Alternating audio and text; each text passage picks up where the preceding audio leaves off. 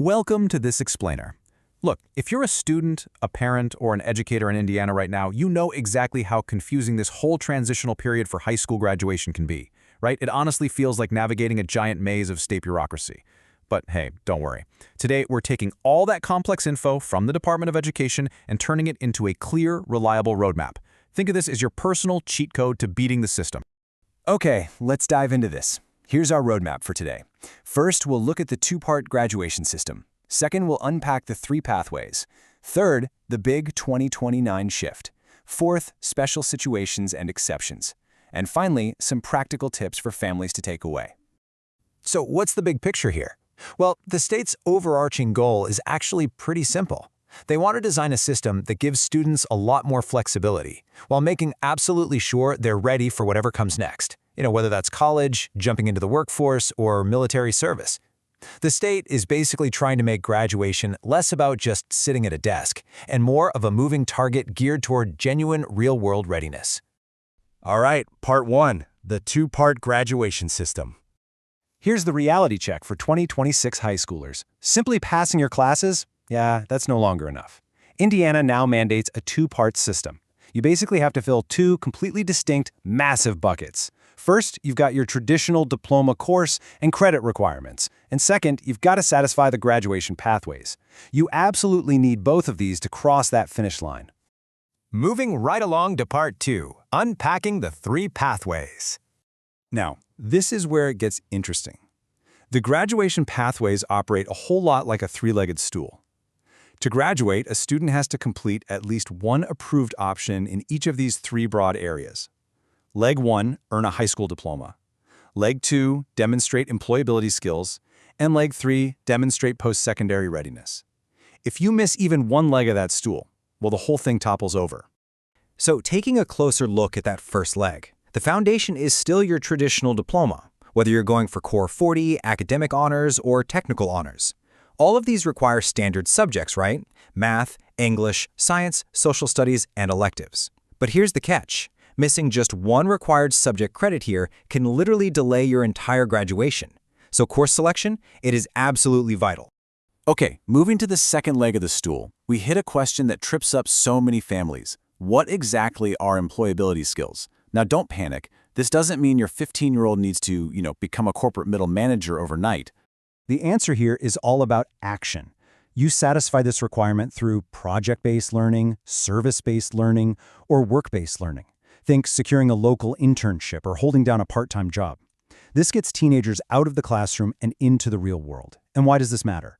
Well, it builds actual resumes and instills practical confidence way before they ever leave high school. It's a real game changer.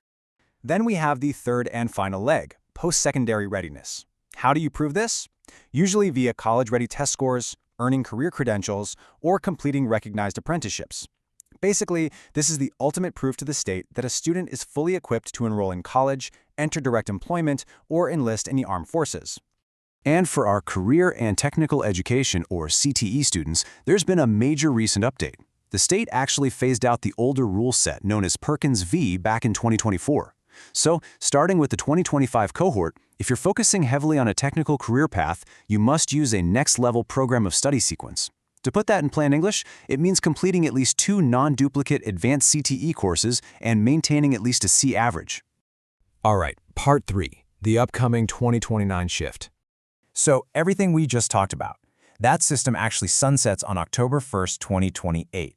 For the class of 2029 and beyond, an entirely new diploma structure takes over, featuring what they call readiness seals.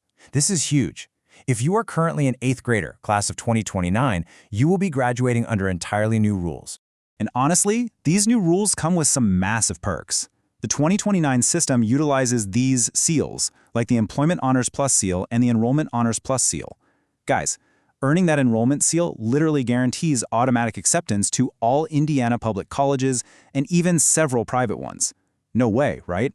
Plus, you can earn the Indiana College Core, which is a super valuable credential tied directly to these seals.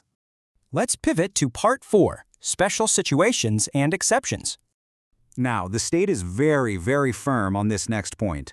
Alternative education, transfer, and online students must meet the exact same graduation requirements as traditional students. Changing your format doesn't change the finish line. So if you transfer schools or shift to an online learning format, meticulously verifying how your previous credits count is absolutely crucial.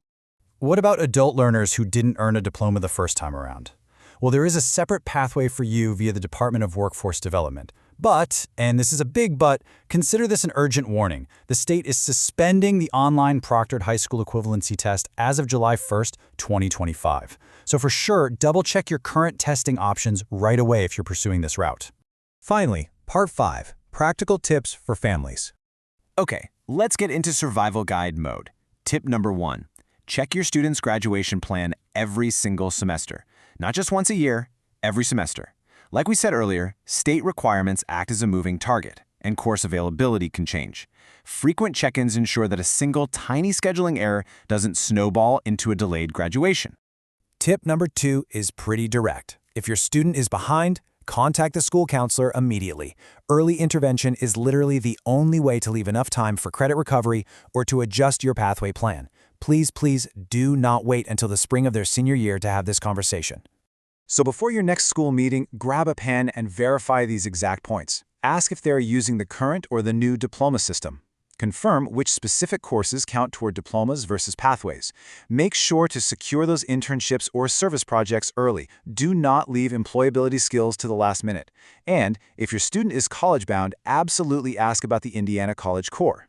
Which leads us to our final and probably most vital question. Have you scheduled a meeting with your school counselor to map out your specific trajectory? The rules are complex, sure, but your child's future doesn't have to be a mystery. The state might set the requirements, but you get to steer the ship. Take action today, and thanks for joining this explainer.